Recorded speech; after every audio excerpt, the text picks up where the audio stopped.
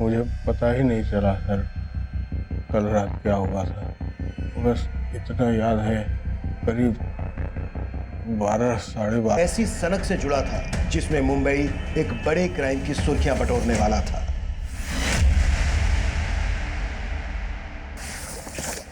ये देखो, ये है Zenith cash management solution agency का बोरीवली सेंटर। इसके अंदर इतना पैसा है ना कि अगर आधा भी लूटोगे ना तो पूरी जिंदगी बदल जाएगी सबकी। हमारे आदमी ने यहाँ का पूरा ज्योग्राफी रिकॉर्ड कर लिया है। ये देखो, ये है मेन एंट्रेंस। इसके ऊपर सीसीटीवी कैमरा लगा हुआ है। अंदर जाते ही लेफ्ट में ये गार्ड बैठता है। हालांकि ये गार्ड रात के टाइम अंदर होता है। जैसे ही अंदर जाते हैं राइट हैंड साइड में ये देखो, यहाँ ये है सीसीटीवी रूम। यहाँ का जो गार्ड है वो पूरा टाइम सीसीटीवी फुटेज मॉनिटर करता है। इससे बच के रहना। अंदर बाहर की सारी ज्योग्राफी दिमाग में घुसा लो। यहाँ का छप्पा छप्पा रिकॉर्ड कर लिया है मैंने। हमारा टारगेट है ये लॉकर रूम। अंदर जाते ही आपको ये जो स्टाफ नज़र आ रहा है, ये स्टाफ रात को 9 बजे घर चला जाता है। इन 4 गार्ड्स को मुर्गा बना के हमें अपना उल्लू सीधा करना है। उल्लू उड़ते हैं रात को, हम यहाँ से पूरा पैसा लेके रात को उड़ेंगे।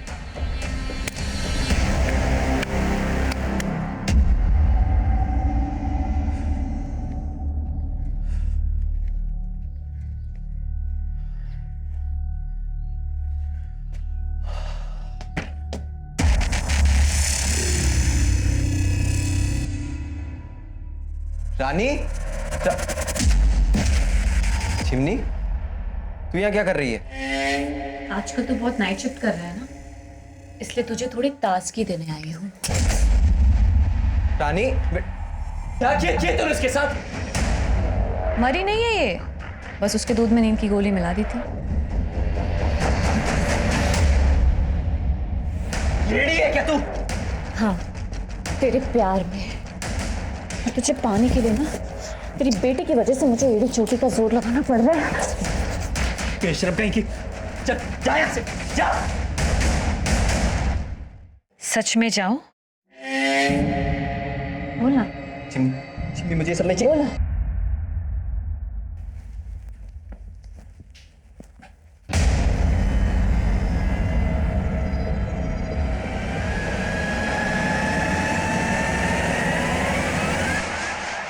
तुम यहाँ? चेक करा था तुम अकेली हो या कोई। अब खड़ी खड़ी क्या देख रही हो? दरवाजा खोलोगे या खिड़की से आ जाऊं?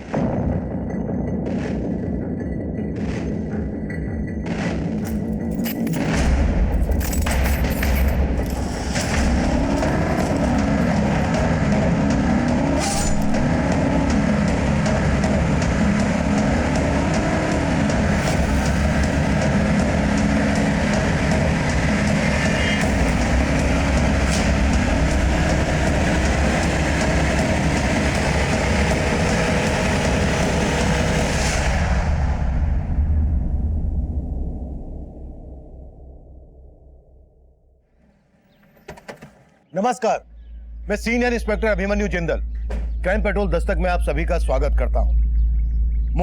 मुंबई अपनी नाइट लाइफ के लिए अच्छा खासा मशहूर है। कहते हैं मुंबई कभी नहीं सोता, पर 12 जून 2017 की रात को जो हुआ वो होश उड़ा देने वाला था। ज़ेनिथ कैश मैनेजमेंट एजेंसी, जो बैंकों का करोड़ों रुपया शहर के अलग अलग एटीएम में भरने का काम करती है, वहां करोड़ों रुपए की रॉबरी हुई थी। पर हैरान कर देने वाली बात यह है कि पैसों का लालच इस अपराध का मोटिव नहीं था।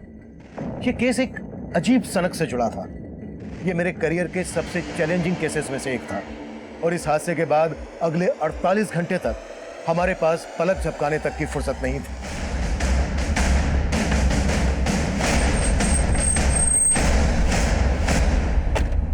सर मैं यहाँ का रीजनल मैनेजर हूँ प्रथमेश। सर हमारे यहाँ क्यों लूट नहीं हुई, एक मर्डर भी हुआ है सर। ये देखिए सर, ये अनमोल है, हमारे यहाँ गार्ड की नौकरी करता था सर। और इसके अलावा 2 और गार्ड थे सर जो बेहोश थे। वो कहाँ है? सर हमने उन्हें हॉस्पिटल पहुंचा दिया है। आप?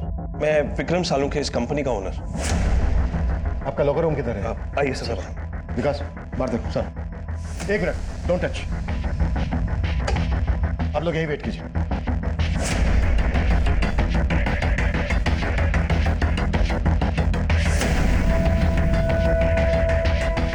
जब ये सब हुआ तो आप लोग कहाँ थे?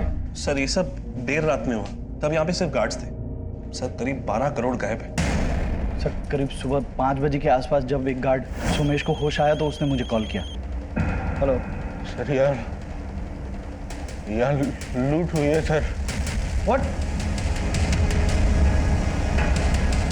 सर जब मैं यहाँ आया तो देखा सोमेश की हालत बहुत खराब थी।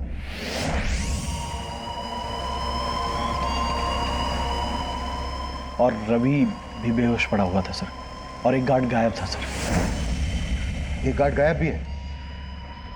कौन? माधव सिंह। सुबह से ही उसका फोन बंद है। मैंने प्रथमेश को भी उसके घर पे भेजा था, तब पता चला कि 10 महीने पहले ही वो उस एड्रेस से शिफ्ट हो चुका था सर। और सर वो लोग सीसीटीवी का सारा फुटेज लेके चले गए हैं, हमारे पास एक भी रिकॉर्डिंग नहीं है। जब 5 बजे आप लोगों को इस बारे में पता चला तो आपने तभी हमको इन्फॉर्म क्यों नहीं किया? सर हमने सोचा कि जो लोग बेहोश हैं उनको पहले हॉस्पिटल पहुंचा दे, और फिर हमने सोचा कि काउंटिंग कर लेते हैं कि कितना कैश गायब हुआ है। इसी सब में थोड़ा टाइम लग गया सर। मतलब आप लोग क्राइम सीन को टेम्पर कर रहे थे? यहाँ पर सिर्फ लूट नहीं हुई है, एक मर्डर भी हुआ है। आप लोगों को पता है ना, क्राइम सीन पर जब तक पुलिस नहीं पहुंच जाए कोई भी चीज छूनी नहीं चाहिए। सर हमने बस अपनी तरफ से। अपनी तरफ से क्या? क्या अपनी तरफ से? अगर मैं ये कहूं कि आप लोगों ने हमें देर से इन्फॉर्म इसलिए किया क्योंकि आप लोग भी इन्वॉल्व हैं तो? सर आप ये कैसी बातें कर रहे हैं? क्योंकि सही कुछ नजर नहीं आ रहा है। एक गार्ड माधव गायब है, 10 महीने पहले उसने अपना एड्रेस शिफ्ट किया। कहां पर शिफ्ट हुआ वो, ये आप लोगों को मालूम नहीं है? सर उसने एड्रेस चेंज किया तो हमें अपडेट नहीं किया सर। सर क्यों नहीं रख? 1 मिनट, कोई भी चीज छोड़ना नहीं।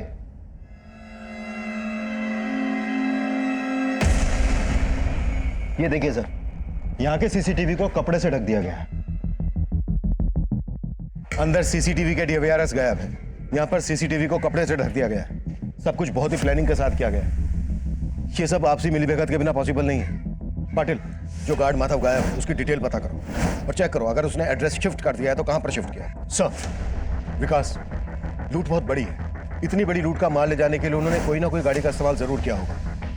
यहाँ आने वाले डायरेक्शन में जहां जहां सीसीटीवी है सब जगह चेक करो। स्पीड चौकी, टोल नाका, सब पर अपडेट करो। Okay sir.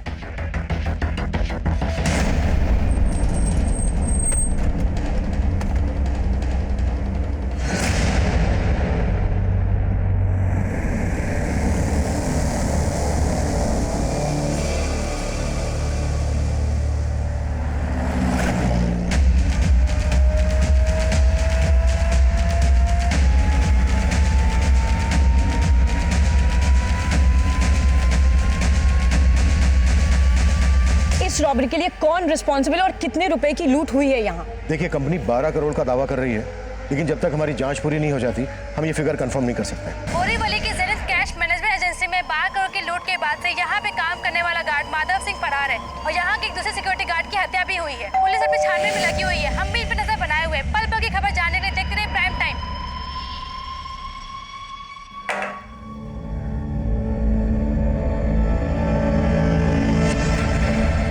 गुड मॉर्निंग भाभी जी। भाई रेडी है क्या जॉगिंग के लिए? नहीं, वो तो नहा रहे हैं। आज जॉगिंग पे नहीं जाएंगे, उनकी तबीयत ठीक नहीं है। अरे भाभी जी, आपके हाथ पे खून, चोट लगी है क्या? नहीं नहीं, वो सब्जी काट रही थी ना तो थोड़ा सा लग गया। आपको कुछ और कहना था? नहीं भाभी, चलता हूँ।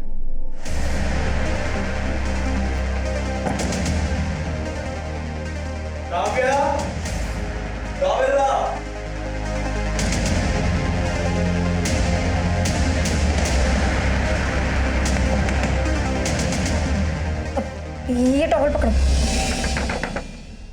रानी,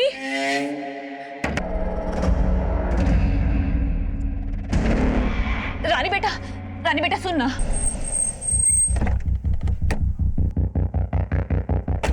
सर मुझे पता ही नहीं चला सर कल रात क्या हुआ था।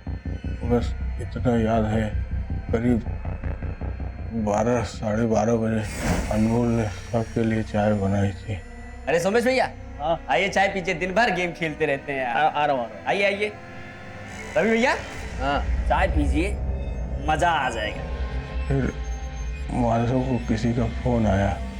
फोन पे बात करने के बाद उसने भी चाय पी सर। चाय में ऐसा क्या मिला है बे? सर भारी भारी सा लग रहा है। सर चाय में कुछ मिला हुआ था सर, पता ही नहीं चला कब आँख लग गई। और जब आँख खुली तो मैंने देखा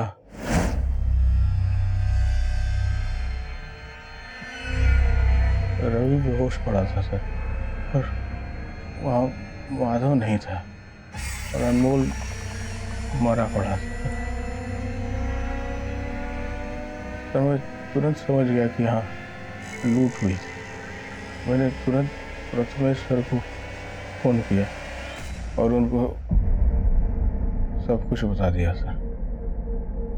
फिर विक्रम सर ऑफिस आए, तब भी मैं सर खड़ा नहीं हो पा रहा था। दूसरा गार्ड रवि अभी भी बेहोश है, लेकिन तू होश में। ये बोल क्या छुपा रहा है हमसे? सर मैं कुछ ही नहीं छुपा रहा हूँ सर। तो तू बोल रहा है कि अनमोल ने सबको नशीली चाय पिलाई और उसी का मर्डर हो गया, और तू ये भी बोल रहा है कि माधव ने कंप्लेंट की कि चाय में कुछ मिला हुआ है और वो गायब है। तू सच बोल रहा है, ये कैसे हम माने? मैं सच बोल रहा हूँ सर।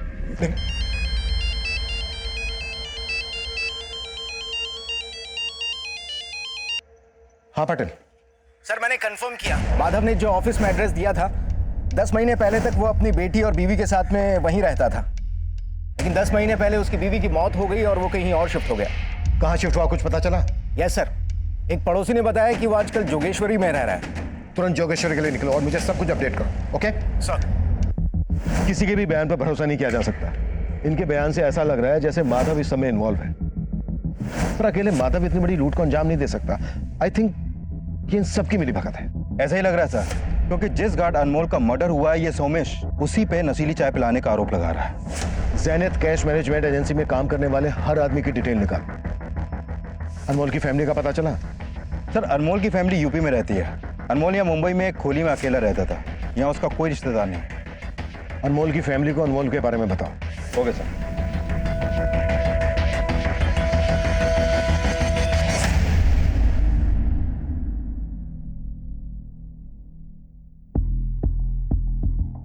सुनिए, ये माधव का घर यही है? हाँ सर, यही वाला है माधव का घर। कहाँ गया माधव, कुछ पता है? नहीं सर, माधव को तो देखा नहीं, पर एक औरत आई थी आज सुबह जो माधव की बेटी को लेकर गई है। कौन औरत? सर वो तो नहीं मालूम, पर वो अक्सर आते जाते। साला ये तो उठ ही नहीं रहा रे, लगता है चाय का नशा उतरा नहीं अभी तक। चला दे ठीक से। सुन, अपने लिए चाय का इंतजाम कर, और भाई वैसे वाली चाय मत लाना जिसको पी के अभी तक बेहोश है।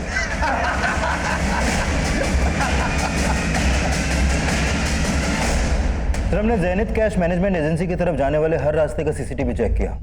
ये देखिए सर, ये गाड़ी करीब 2 बजे जिस डायरेक्शन से आ रही है वही ज़ैनित कैश मैनेजमेंट एजेंसी का ऑफिस है। ये गाड़ी रॉन्ग साइड से भी आ रही है। इस गाड़ी की मूवमेंट सस्पिशियस लग रही है। हो सकता है लूट का पैसा इसी गाड़ी से ले जाया गया। लेकिन सर गाड़ी का नंबर क्लियर नहीं दिख रहा। विकास, ये रेड कलर की एसयूवी है। नाकाबंदी पर रेड कलर की एसयूवी के बारे में अपडेट कर। Okay sir.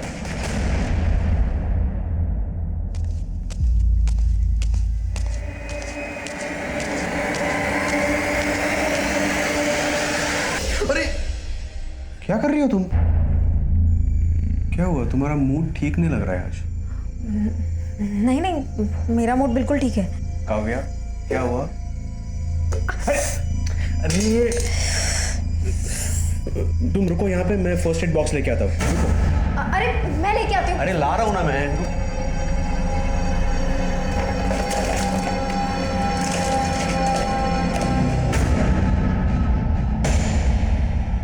अब रो के क्या साबित करना चाहती हो तुम? मैं भी मर जाती हूँ, तुम मुझे मार दो। अगर तुमसे प्यार ना करता होता तो कब का मार चुका होता तुम्हें। इस आदमी के लिए तुमने मुझे धोखा दिया, ये मानती हो कि नहीं? तुम बोलती क्यों नहीं हो? अफसोस है कि नहीं तुम्हें?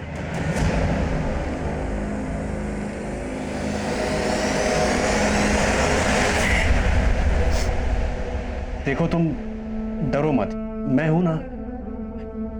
मैं तुम्हें इस मर्डर चार्ज में फंसने नहीं दूंगा। सर माधव का एड्रेस यूपी के मऊ का है। मैंने मऊ पुलिस को अपडेट कर दिया, शायद वो लोग भागकर वहीं जाने की कोशिश करें। माधव के कॉल रिकॉर्ड से कुछ मिला? सर माधव का फोन कल रात करीब 2 बजे के आसपास बंद हुआ था। 2 बजे? 2 बजे के दौरान ही उस रेड एसयूवी को रोड पर देखा गया था।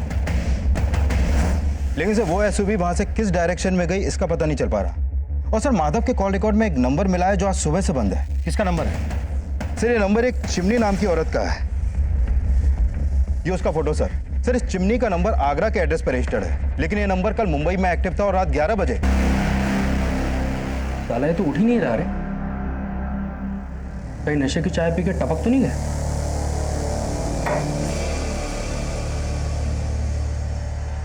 जिंदा है अभी तक, पर आगे का कदम उठाने के लिए इसको उठाना तो पड़ेगा। सर सोमेश के अलावा जो रवि नाम का दूसरा गार्ड बेहोश था, इसको होश आ गया।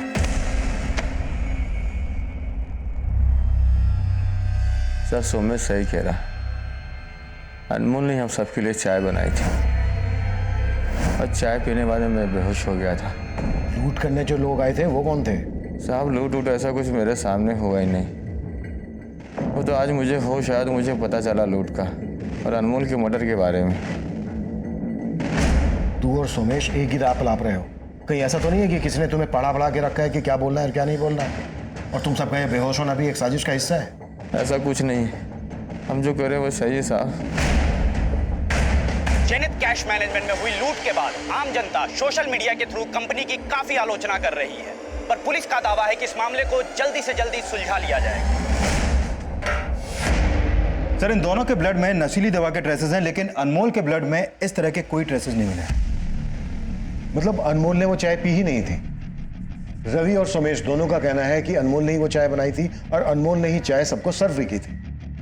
इसका मतलब ये हुआ कि माधव के साथ साथ इस रॉबरी में अनमोल का भी हाथ था। लेकिन सर मर्डर अनमोल का हुआ है और माधव फरार है, तो हो सकता है कि ये पूरा प्लान माधव का हो जिससे हमारा ध्यान अनमोल पे जाए, और हो ये भी सकता है कि ये अनमोल माधव का या फिर किसी और का कोई ऐसा राज जानता हो जिससे क्रिमिनल्स को खतरा हो भी सकता है। विकास इस अनमोल का भी बैकग्राउंड चेक करो। आई एम श्योर इसके मर्डर के पीछे कोई बड़ी साजिश है। सर माधव का फोन अभी अलीबाग में ऑन हुआ है, ये नंबर अभी भी वहीं एक्टिव है।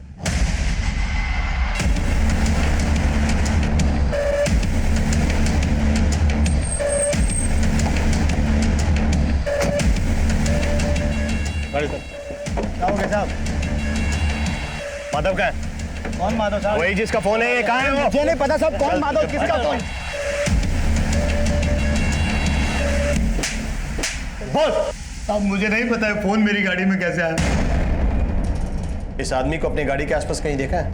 नहीं साहब, इस आदमी को तो नहीं देखा। हाँ साहब, मैं सवारी उतार के अलीबाग चाय पीने के लिए रुका था साहब। मैंने वहाँ देखा कि एक आदमी बार बार मेरी गाड़ी के आसपास मंडरा रहा है, क्योंकि जरूर सारा कालाकांडी उसी आदमी का किया जा रहा है। उस ड्राइवर पर भरोसा नहीं किया जा सकता विनय। सर अभी तक तो उसने कुछ उगला नहीं है, लगता है सच बोल रहा है। उस ड्राइवर ने जिस चाय की दुकान के आसपास उस आदमी को देखा था, वहाँ पर छानबीन करवाओ। हो सकता है माधव की वहाँ से कोई लीड मिल जाए।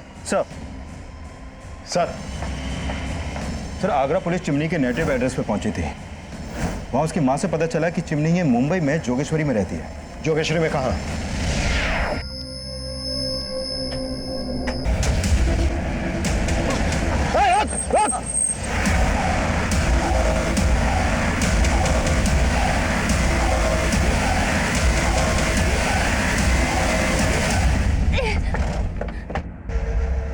साहब मेरे को नहीं पता माधव कहाँ है। वो तो मैंने वो खबर में देखा था टीवी में कि माधव जहाँ काम करता है वहाँ बहुत बड़ी लूट हो गई थी साहब, और माधव भी लापता है। मैं उसकी बेटी को इसीलिए ले आई थी, मेरे को लगा कि आप उसको परेशान करेंगे। माधव के साथ क्या रिश्ता है तेरा? साहब मैं वो माधव से बहुत प्यार करती है साहब, और माधव अपनी बेटी से। मैंने उसकी बेटी के साथ कुछ गलत नहीं किया है साहब। मैं तो उसका ख्याल रख रही थी, उसे खाना खिला रही थी साहब। उसकी माँ जैसी थी मैं साहब, लेकिन उसकी बेटी मेरे को पसंद नहीं करती थी साहब। मैं ये सब करके उसका दिल जीतना चाहती थी ताकि जब माधव वापस आए तो उसे ये सब देखकर अच्छा लगे और वो भी मुझसे शादी बनाना चाहे साहब। योगिता, जब तक ये सच ना बोलते ना, हाथ रोकना मत। साहब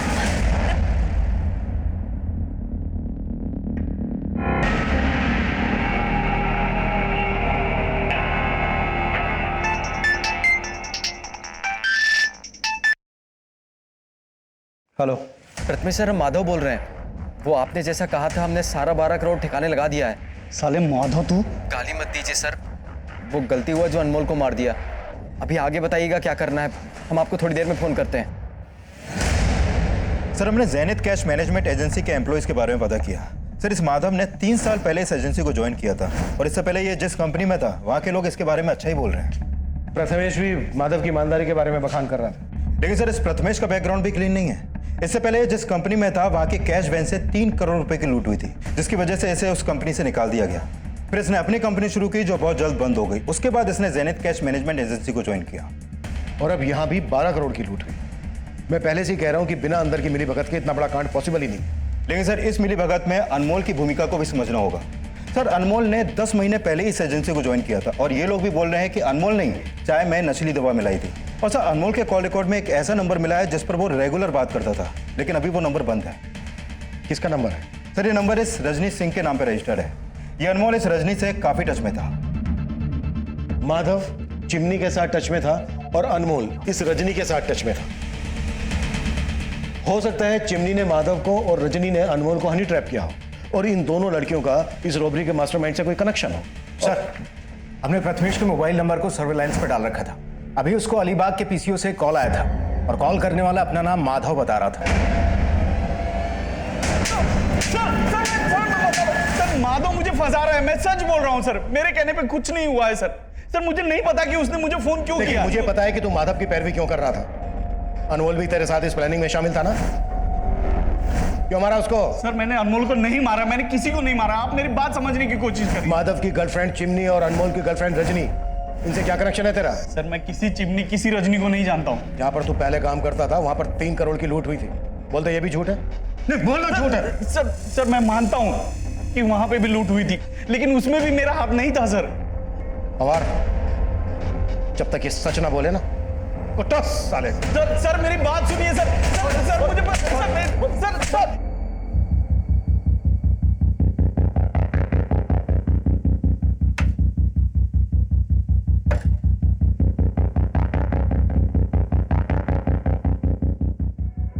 सुनिए, 1 मिनट आएंगे जरा। जी ये रजनी यहीं रहती है? जी। कहाँ गई है कुछ पता? सर ये तो नहीं मालूम, लेकिन हाँ परसों शाम को मैंने उनको सामान ले जाते हुए देखा है। देखकर तो लग रहा था शायद वो कहीं बाहर गांव जा रही है। ये रजनी के अलावा और कोई भी रहता है? नहीं, वो अकेली ही रहती थी। ठीक है, thank you. Rajni security guard Anmol की गर्लफ्रेंड थी, वही अनमोल जिसका रॉबरी के दौरान मर्डर हुआ था। और रजनी चिमनी, माधव और प्रथमेश के बाद प्राइम सस्पेक्ट बनकर हमारे सामने आई थी। और अब माधव के साथ साथ हमें रजनी की भी तलाश थी। रजनी को ढूंढने के लिए हम मुंबई के taxi, auto, bus stand, railway station, हर उस एरिया को स्कैन कर रहे थे जहां से वो शहर छोड़कर भाग सकती थी। वहीं माधव का पता लगाने के लिए हम अलीबाग के उस पीसीओ वाले एरिया को भी खंगाल रहे थे जहां से प्रथमेश को कॉल किया गया था। चिमनी और प्रथमेश से की गई लगातार पूछताछ के बावजूद भी कोई कामयाबी हमारे हाथ नहीं लगी। और अब जो इन्फॉर्मेशन हमारे सामने आई उसने फिर से हमारी सारी कोशिशों को नाकाम कर दिया। सर मैं कॉल बैक करता हूँ। माधव की लाश मिली है अलीबाग में और अलीबाग के पीसीओ से माधव ने ही प्रथमेश को कॉल किया था। ये हमें भटकाने की कोई चाल लग रही है मुझे। अब इतना तो साफ है कि इस गेम का असली खिलाड़ी कोई ऐसा है जिसने माधव और अनमोल का इस रॉबरी में अपनी ढाल बनाने के लिए इस्तेमाल किया था। सर वो जो कोई भी है उसका मकसद प्रथमेश को फंसाना हो सकता है, क्योंकि मुझे नहीं लगता कि यह प्रथमेश पूरे प्लान का मास्टरमाइंड है, क्योंकि उसे पता तो होगा ही कि उसका फ़ोन हमारे सर्विलेंस में है, तो वो इतनी बड़ी गलती तो करेगा नहीं कि किसी क्रिमिनल से अपने ही फ़ोन पर बात करे। तो मुझे लगता है कि इन सब के पीछे रजनी का हाथ है। रजनी इन्वॉल्व तो है इसमें। एक बार रजनी हमारे हाथ लग जाए उसके बाद मास्टरमाइंड भी हाथ में आ जाएगा। हाँ पाटिल, सर अभी कंट्रोल रूम से फोन आया था, हमारे एरिया में एक आदमी की डेड बॉडी मिली है।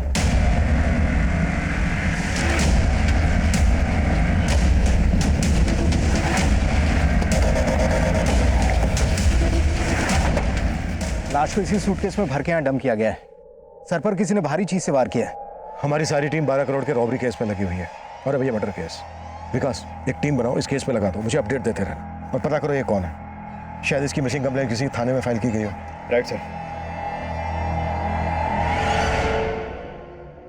आईपीएस बनने का सपना था ना तुम्हारा, लेकिन तुम एग्जाम भी नहीं दे पाई। कैसा लगता है ये सोच के कि अब तुम आईपीएस नहीं लेकिन एक भगोड़ी एब्सकॉन्डिंग क्रिमिनल हो? सर रजनी से जुड़ी एक इन्फॉर्मेशन मिली है। मुझे इन्फॉर्मेशन नहीं, रजनी अंदर चाहिए पाटिल। सर ये इन्फॉर्मेशन रजनी को जेल के अंदर लाने वाली हो सनी का रहने वाला है। इसके घर पर जाओ, देखो कुछ ना कुछ हाथ जरूर लगे। सर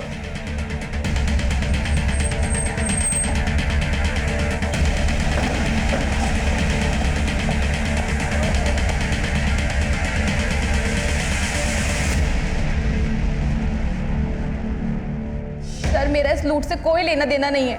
मेरा यकीन कीजिए मैं इसमें शामिल नहीं थी। तो फिर गायब क्यों थी? सर मैं बेकार में ही अनमोल के चक्कर में फंस गई थी। उसने कहा था कि उसे 1 करोड़ रुपए मिलने वाले हैं। सच? 1 करोड़? मजाक कर रहा है क्या? कौन देगा तुझे 1 करोड़? है एक सीक्रेट, इस बार ना बहुत बड़ा हाथ मारने वाला, उसके बाद ना अपनी लाइफ सेट है। सर अनमोल ने अपने दोस्तों के साथ मिलकर ये लूट प्लान की थी। उसने मुझसे कहा था कि लूट के हिस्से का पैसा वो मुझे लाकर देगा, लेकिन कोई नहीं आया और अनमोल का मर्डर हो गया। सर मैं बहुत डर गई थी, इसलिए अपनी मौसी के यहाँ आ गई। अनमोल ने अपने किन दोस्तों के साथ मिलकर ये सब प्लान किया था? सर मुझे इस बारे में कुछ भी नहीं पता। मैं सच कह रही हूँ सर, मुझे कुछ नहीं पता। सर यहाँ कल से ताला लगा हुआ है। रजत भाई अपनी बीवी के साथ यहाँ रहते थे, लेकिन सर बात क्या हुई? हमें रजत की लाश मिली है। लाश? हाँ। ये रजत की बीवी कहाँ होगी अभी, कुछ मालूम है तुम्हें? सर उसके बारे में तो मुझे नहीं पता, लेकिन एक दिन पहले जब मैं यहाँ पे आया था तो रजत की बीवी मुझसे बोली आज जॉगिंग पे नहीं जाएंगे, उनकी तबीयत ठीक नहीं है। और सर उसके बाद शाम को मैं यहाँ रजत को मिलने आया था, लेकिन उनकी बीवी ने बोला कि वो घर पर नहीं है। इसका मतलब वो झूठ बोल रही थी मुझसे।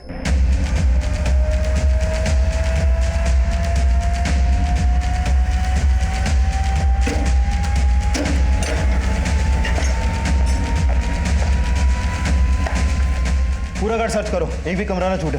अरविंद ऊपर जाके देखो।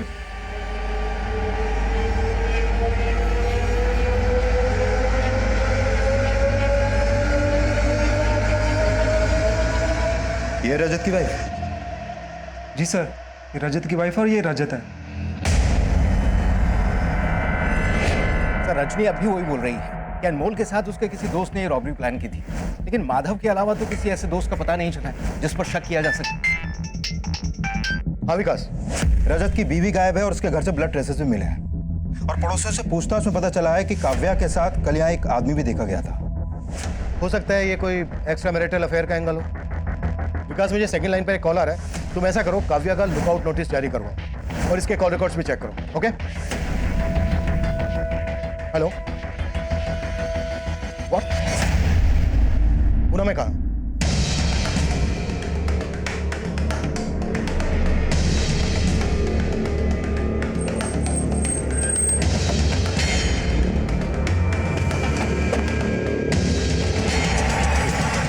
रुपये का पेटी इधर ही मिला था मेरे को। साहब मैं तो अपनी जमीन पे रोप करने के वास्ते आया था, तो इधर गीला मिट्टी देख के मेरे को थोड़ा सा कुछ लगा कि इधर गीला कैसे? मेरा जमीन मैंने खोदा नहीं तो फिर किसने खोदा? मैंने खुदाई किया साहब, देखा तो उसके अंदर पैसे का पेटी। मैं तो सोच में पड़ गया कि मेरी जमीन पे इतना पैसा किसने गाड़ा। साहब इतना पैसा देख के तो एक बार मेरे दिल में भी थोड़ा लालच आ गया था, लेकिन साहब उसके अंदर उसके ऊपर मैंने कंपनी का नाम देखा लिखा हुआ और पेपर में पढ़ा था, मैंने कुछ कंपनी में चोरी बिरी कैसा पढ़ा था, वो हिसाब से फिर मैंने आपको खबर किया। आपको इसका जरा भी अंदाजा नहीं है कि कोई आपके खेत में इतना सारा पैसा क्यों गाड़ेगा? मैं क्या बोल सकता हूँ साहब, मेरे को तो कुछ समझ में नहीं आ रहा है। सर पुणे पुलिस ने उस ट्रंक के कैश की काउंटिंग की, उसमें तकरीबन 6 करोड़ रुपया था, जबकि लूट हुई 12 करोड़। पाटिल, इससे भी बड़ा सवाल यह है कि रॉबर्स ने इतना सारा पैसा यहाँ पर क्यों और किस मकसद से गाड़ा? हो सकता है वो इसी एरिया का रहने वाला हो और यहाँ पर रहकर इस पर नजर रख रहा हो। एक काम करो पाटिल, इस एरिया का डंप डेटा निकलवाओ। हो सकता है कोई ऐसा नंबर हाथ लग जाए जो रॉबरी के वक्त मुंबई में एक्टिव हो। इससे रिलेटेड जो भी इंफॉर्मेशन मिले मुझे तुरंत इन्फॉर्म करो। सर, हाँ विकास सर, मैंने काव्या के कॉल रिकॉर्ड चेक किए, उसमें इस प्रकाश का नंबर मिला है जो रजत की हत्या के बाद से बंद है। सर, ये प्रकाश मलाड का रहने वाला है, लेकिन अभी इसका फ्लैट बंद है। मतलब रजत का मर्डर प्रकाश और काव्या ने किया है? प्रकाश के कुंडली निकलवाओ। Okay sir. 12 जून 2017 की रात को हुई 12 करोड़ की रॉबरी और मर्डर के बाद उस दौरान सामने आया रजत वागले मर्डर केस भी कई चौंकाने वाले खुलासों से भरा था। रजत की बीवी काव्या और उसका दोस्त प्रकाश अब भी फरार थे। एक तरफ हम उनकी बैकग्राउंड चेक कर रहे थे, वहीं दूसरी तरफ हम उस एरिया का डंप डेटा भी स्कैन कर रहे थे जहां लूट के 12 करोड़ में से 6 करोड़ एक गरीब किसान के खेत में गाड़ कर छिपा दिए गए थे। और अब जो हमारे सामने आया वो हमारी सोच से भी परे था। सर, पुणे के शिवाजी नगर के डंप डेटा में जहां पर वो ट्रंक मिला था, इस हिस्ट्री शीटर रमेश शिंदे का नंबर मिला है। पता चला है कि रॉबरी के वक्त इसका नंबर मुंबई में एक्टिव था और रॉबरी के बाद से बंद आ रहा है। यानी इस रॉबरी में इस हिस्ट्री शीटर रमेश शिंदे का हाथ है? सर, इस रजत वागले मर्डर केस का भी तो इससे कनेक्शन हो सकता है। वो कैसे? सर, रमेश के कॉल रिकॉर्ड्स में हमें इस प्रकाश का नंबर मिला और पता चला है कि 1 साल पहले तक प्रकाश और प्रथमेश आपस में टच में थे।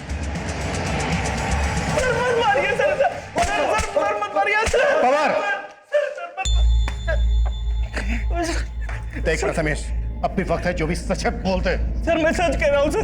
सर प्रकाश मेरा एक्स कलीग था, लेकिन मेरा इस रॉबरी में कोई हाथ नहीं है। सर आप लोग क्यों नहीं बात समझ रहे हैं? सर मैं सच बोल रहा हूँ। जब तक ये सच ना बोलते तोड़ते रहो। ये प्रथमेश ऐसे नहीं टूटेगा। अपने सारे खबरी नेटवर्क को एक्टिव करो। कैसे भी करके प्रकाश, काव्या और हिस्ट्री शीटर रमेश शिंदे का पता लगाओ। ये सब एक ही थाली के चट्टे बट्टे हैं। क्लियर?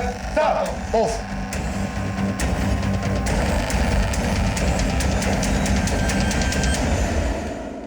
इस केस को जल्द से जल्द क्रैक करने के लिए हमने अपने खबरी नेटवर्क को बड़े पैमाने पर फैला दिया। क्रिमिनल्स तक पहुंचने का हर जरिया अंधेरे में तीर चलाने जैसा लग रहा था, लेकिन जल्द ही हमारे खबरी ने हमें उस टारगेट तक पहुंचा दिया जो इस खेल का महज एक मोहरा था। हमें हिस्ट्री शीटर रमेश शिंदे और उसके आदमियों की टिप मिली और हमने उन्हें धरने में तनिक देर नहीं लगाई।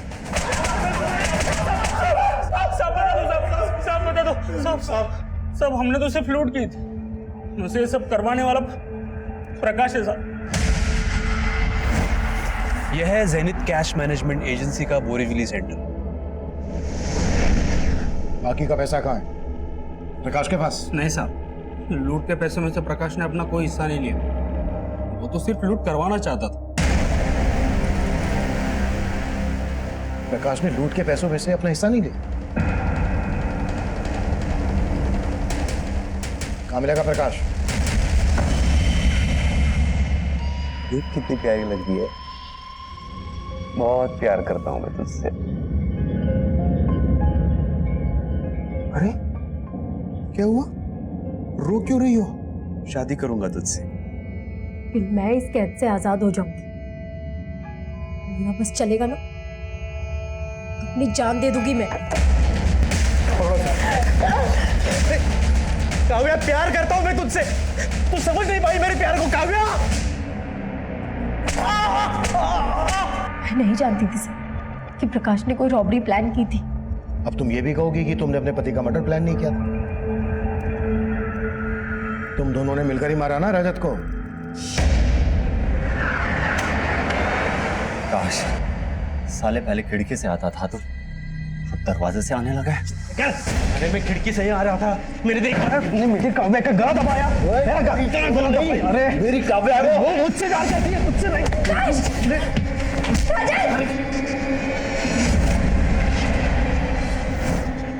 कब से जानती हो तुम प्रकाश को? शादी के पहले से मैं और प्रकाश एक दूसरे से प्यार करते थे, लेकिन मुझे ये समझ आ गया था कि मेरा और प्रकाश का कोई फ्यूचर नहीं, इसलिए मैं उससे अलग हो गई। हाँ, मैंने उस एजेंसी से 12 करोड़ रुपए लुटवाए, उस अनमोल को मरवाया, उस माधव को भी मरवाया, लेकिन मैंने किसी को नहीं मारा। अब प्लानिंग के हिसाब से अनमोल सबको चाय पिला के बेहोश करने वाला था और बाद में खुद चाय पी के बेहोश होने वाला था, ताकि आपको लगे कि उसने कुछ नहीं किया। लेकिन प्रकाश ने बोला कि वो अनमोल इतना भी शाना नहीं है कि पुलिस को गुमराह कर सके। खत्म कर दो उसको। और हाँ, एक गार्ड को वहां से उठा लेना। और इसलिए हमने माधव को वहां से उठाया था साहब। प्रकाश का प्लान था कि आपका शक माधव पे जाए। उसी के कहने पे हमने माधव से प्रथमेश को फोन किया। तूने इतना कुछ किया, फिर भी 12 करोड़ की लूट में से अपना हिस्सा नहीं लिया। ये करके क्या साबित करना चाहता था तू? मैं उस प्रथमेश से बदला लेना चाहता था सर। सर, मालाड में मैं जिस कंपनी में काम करता था वहां प्रथमेश मेरा बॉस था। काव्या भी वही काम करती थी। मैं काव्या से बहुत प्यार करता था। पता नहीं अचानक क्या हुआ, उसके घर वाले उसे लेके पुणे चले गए और मेरा और काव्या का मिलना बंद हो गया। मैंने प्रथमेश से कहा कि मेरी भी ट्रांसफर करा लो अपने पुणे के ऑफिस में, लेकिन वो माना ही नहीं। अगर मैं वहां जाता तो मैं काव्या को मना लेता, हम दोनों की शादी होती, लेकिन वो हुआ ही नहीं। प्रथमेश की वजह से उसने वो रजत के साथ शादी की। उस प्रथमेश की वजह से ना काव्या मेरी जिंदगी से चली गई। जुनून जब किसी इंसान के सर चढ़ जाए तो वो सही गलत का फर्क भूल जाता है। ये काफी हैरान कर देने वाला था कि 12 करोड़ की लूट करने वाले मास्टरमाइंड प्रकाश ने अपने लिए कोई हिस्सा नहीं मांगा था, जबकि इतनी सारी रकम देखकर एक ईमानदार आदमी की भी नीयत डोल सकती है। वहीं आज हमारे देश में उस गरीब किसान गणेश जैसे लोग भी हैं जिनकी ईमानदारी से हमें सबक लेना चाहिए। लेकिन इस केस में माधव ऐसे षड्यंत्र में मारा गया जो उसकी बेटी रानी के अनाथ होने की दुखद दास्तां बन गई। अब मैं सीनियर इंस्पेक्टर अभिमन्यु जिंदल आप लोगों से विदा लेता हूं। आपसे फिर मुलाकात होगी एक नए केस के साथ। देखते रहिए क्राइम पेट्रोल दस्तक। मकसद बताना नहीं,